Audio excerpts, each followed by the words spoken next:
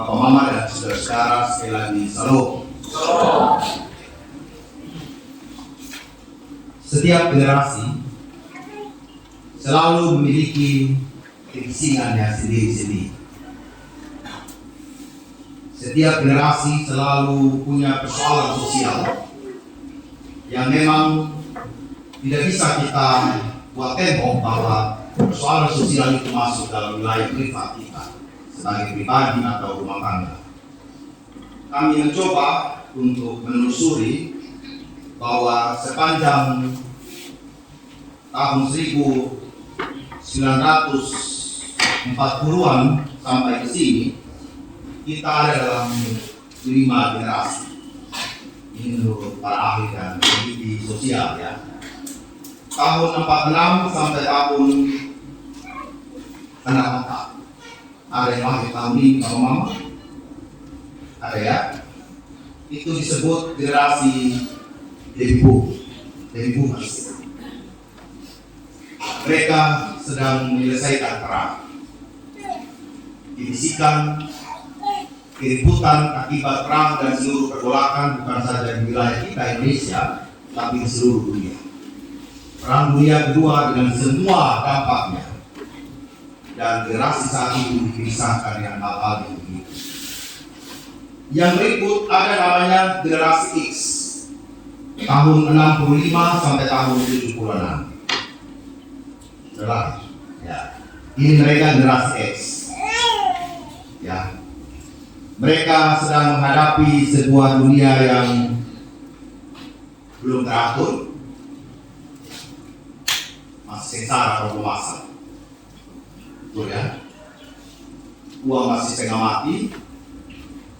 Para orang tua kita baru saja selesai perang dan baru menata. Oke, semua persoalan sudah selesai di masa lalu karena dunia sudah surut, dunia sudah membangun punya peradaban. Ini baru menata, dan kalau menata tentu tidak mudah. Ada persoalan-persoalan yang tidak pas, yang tidak cocok. Lalu hidup dari bangsa penjajah menjadi bangsa yang merdeka dan menikmati sebuah kemerdekaan itu. Ada generasi milenial. Ini saya dan teman-teman semua, banyak. Tahun 77 sampai tahun 94, generasi milenial. Kita sudah masuk di awal abad 20. Apa yang kita rasakan di sana?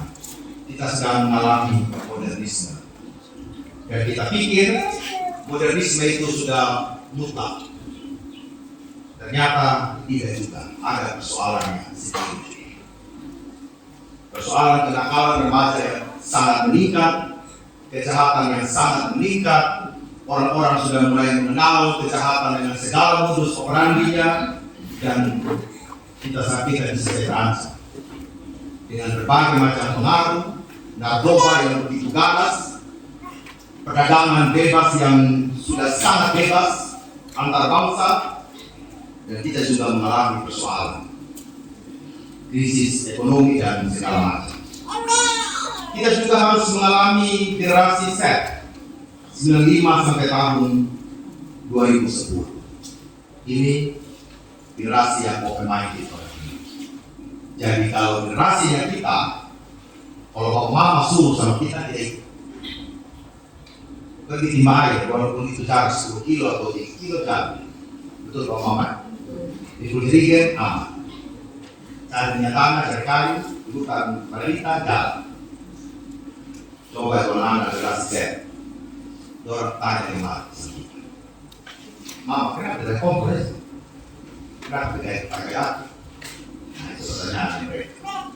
Bagi mereka, kalau ada yang gampang, kenapa tidak susah? Dan mereka sudah mulai penuh dengan keributan dan kebisingan dalam rumah tangga, dan mereka mulai mempertanyakan semua hal-hal yang dibangun oleh generasi baby boomers, generasi X, generasi Y. Mereka bertanya, kenapa kita harus pergi gereja? Kan nonton video di rumah juga bisa. Dan masih ada juga jemaat kita yang ngomong begitu, sama seperti pendeta. Kita dulu juga channel ini video untuk menutupi rasa malas dalam diri. Banyak hal-hal yang dipertanyakan, dan kalau orang tua tidak tampil untuk menjawab, dan disitulah keributan terjadi di dalam rumah tangga.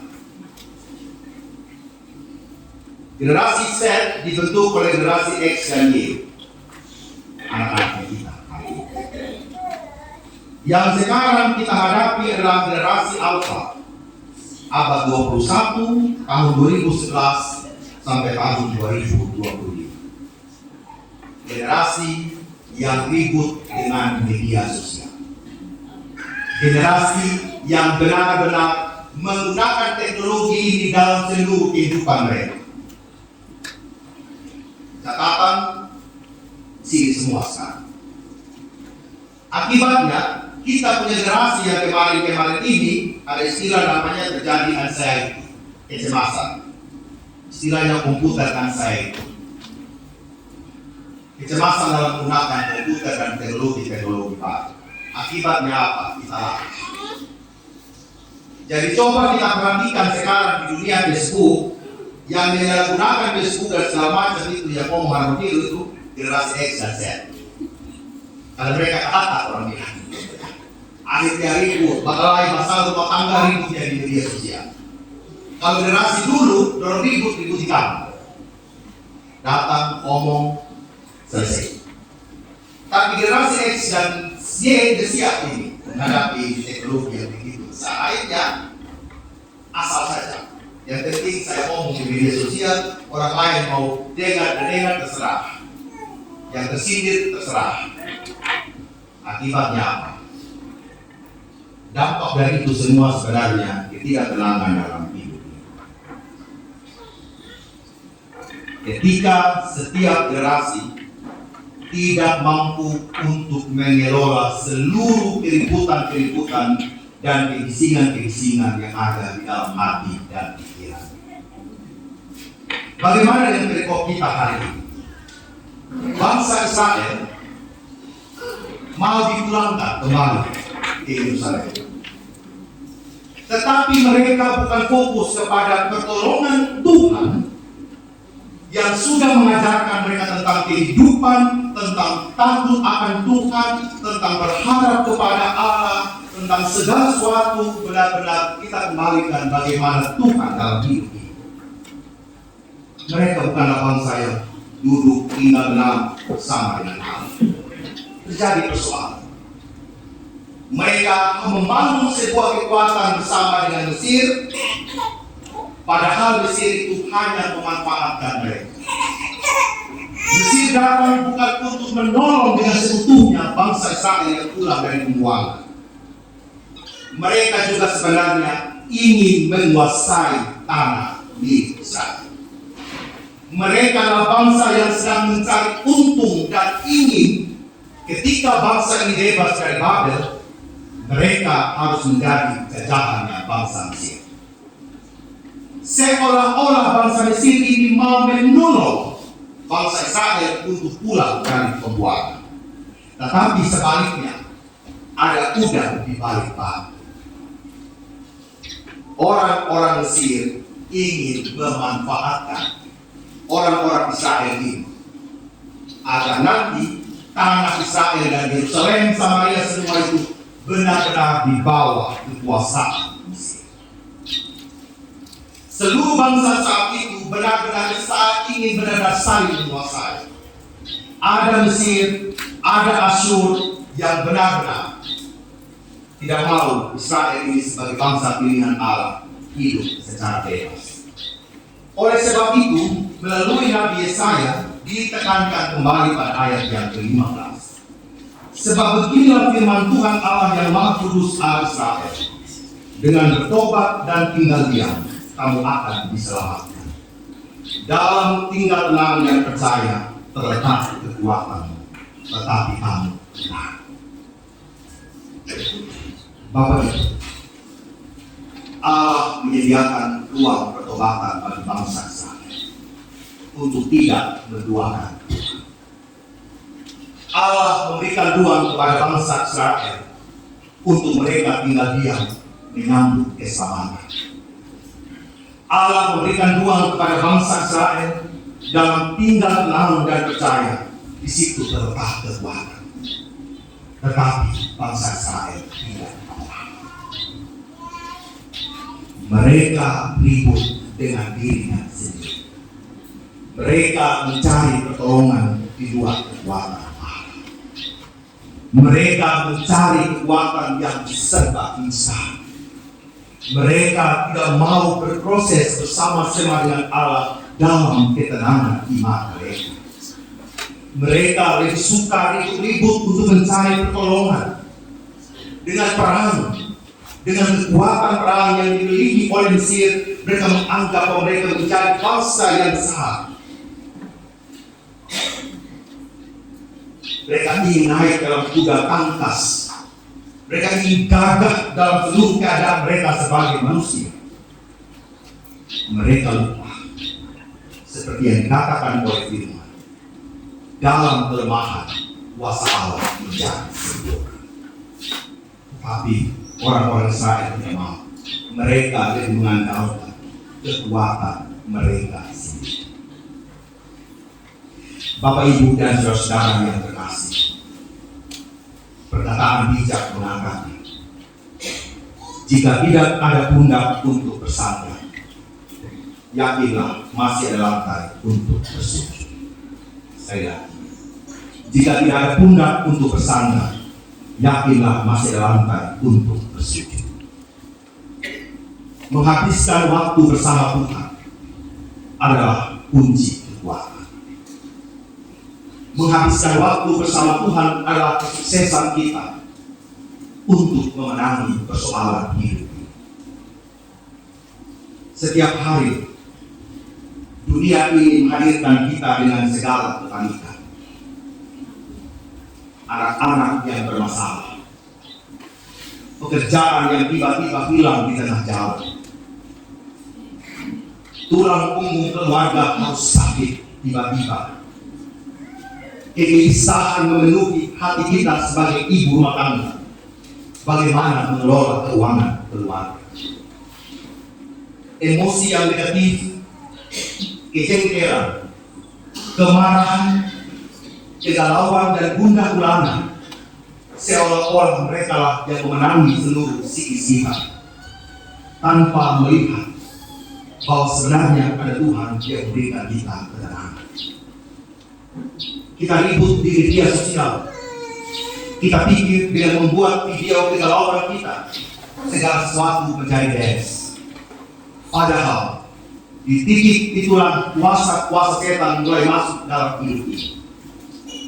Ingat Bapak Mama, sejatinya kekuatan-kekuatan setan dan iblis jahat itu bukan masuk di saat kita sedang lemah, Bapak Mama. Justru kekuatan itu masuk saat keluarga kita menjadi utuh. Betul tidak, Bapak? Saat ekonomi rumah tangga kita sedang baik, saat kita baru habis menikah, saat kita baru selesai berkati oleh Tuhan, saat kita baru selesai studi, saat kita sedang menghabis anak-anak kita, di situ setan tidak dibantu. Dia akan menggerogoti seluruh rumah tangga kita yang harmonis. Dia menggerogoti seluruh kehidupan rumah tangga kita yang sudah mulai stabil. Iblis akan menggerogoti anak-anak kita yang sudah sidi, yang sudah sarjana, yang sudah memahami ilmu, yang sudah sekolah. Oh, ini sudah bagus. Dia masuk. Kalau kita tidak mengandalkan Tuhan, kita akan jatuh. Bahkan setan dan kuasa datang saat kita sedang punya jabatan. Jangan salah, Bapak. Kita sebagai pendeta ini bukan jatuh saat kita sekolah teologi, Bapak. Bukan jatuh saat kita di kelas. Sudah punya jabatan sebagai pendeta, di situ iblis punya badai juga itu harap untuk kasih jatuh para pelayan. Dia tidak mau melihat seorang pelayan dapat melayani dengan baik. Dia datang menggerogoti iman pelayan. Kalau bukan iman dari pelayan, iman dari pasangan. Kalau bukan pasangan, anak-anak pelayan. Semua digerubuk. Kalau tidak ada ketenangan dalam hati dan batin, orang Sumba bilang latnya kayu remuk.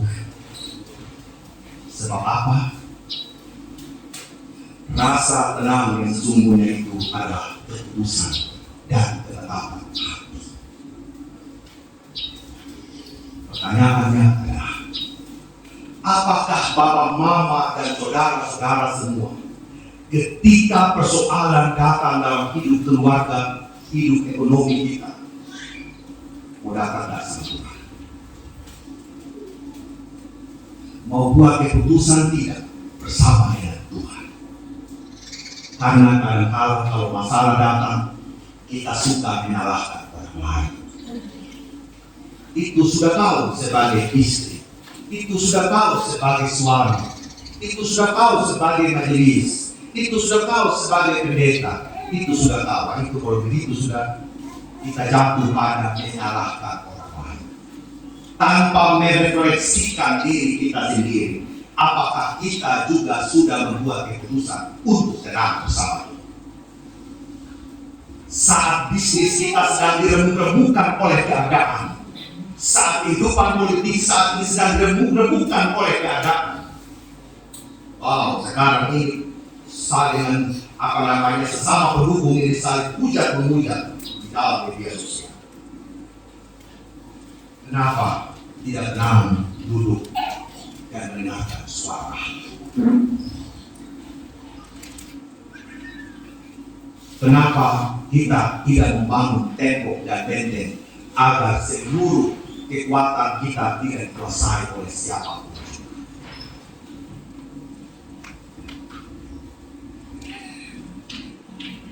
Saya katakan kepada sahabat-sahabat yang kalau bakal itu selalu memaki, saya bilang maki itu adalah kutuk. Jangan main-main bapak. Dan kutuk itu perlu kita cabut dan pulihkan. Jadi kalau bapak mama bertengkar dalam rumah tangga sambil memaki hancur, bapak mama cabut kembali kutuk dia. Duduk tenang di dalam rumah, ngomong dari hati ke hati, bapak mama mari kita cabut di kutuk. Kalau kita melakukan KDRT tanpa injak hina kita punya pasangan bapak mama, jangan sampai itu yang sedang terjadi dalam rumah tangga, bahwa kutuk itu belum dicabut. Cabut bapak mama. Harus buat keputusan.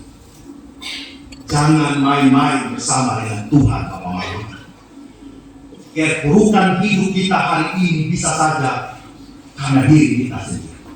Yesaya 30 ayat 15 mengatakan, dengan bertobat, syaratnya dengan bertobat dan ingat dia, kamu akan diselamatkan. Filipi 4 ayat yang 8 dengan tegas mengatakan, semua yang benar, semua yang mulia, semua yang adil, semua yang suci, semua yang manis, semua yang sedap didengar, semua yang disebut bijaksana dan patut dipuji, pikirkanlah itu. Filipi 4 ayat yang 8.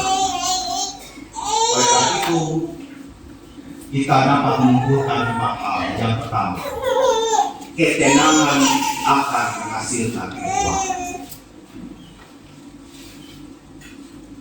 Jangan terburu-buru, tidak bersungut-sungut, tidak ribut di media sosial, tidak ribut di dalam rumah tangga, tetapi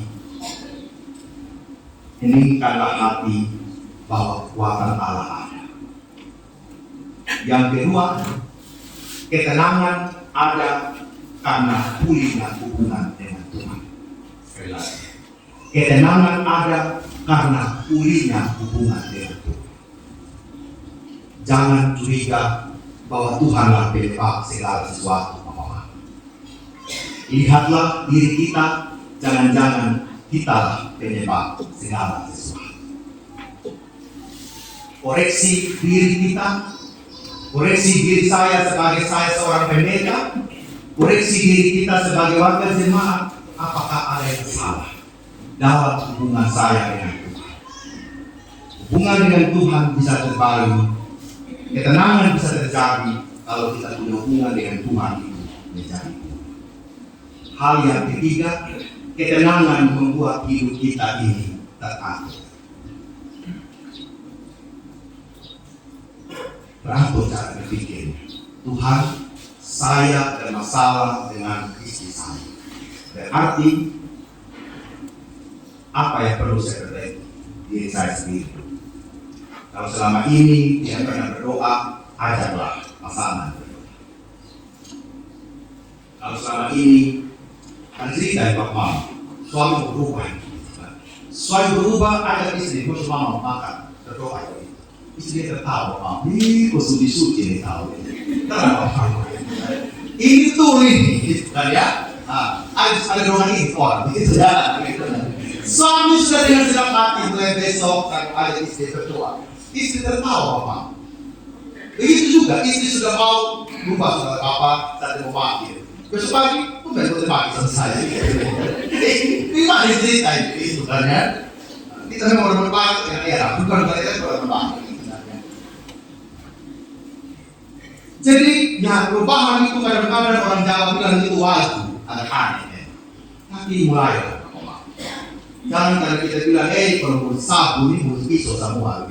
Itu kan apa istilah stereotip gitu kan. Kita sudah level, kalau mau sabu pasti level.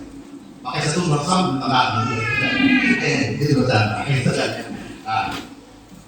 Dengan tenang hidup kita menjadi terang. Tidak merasa rusuh, tidak panik-panik sendiri, tidak marah-marah sendiri. Tarik nafas itu dari 1000 sampai 1, Bapak. 1000 dia berapa? 1000 berapa?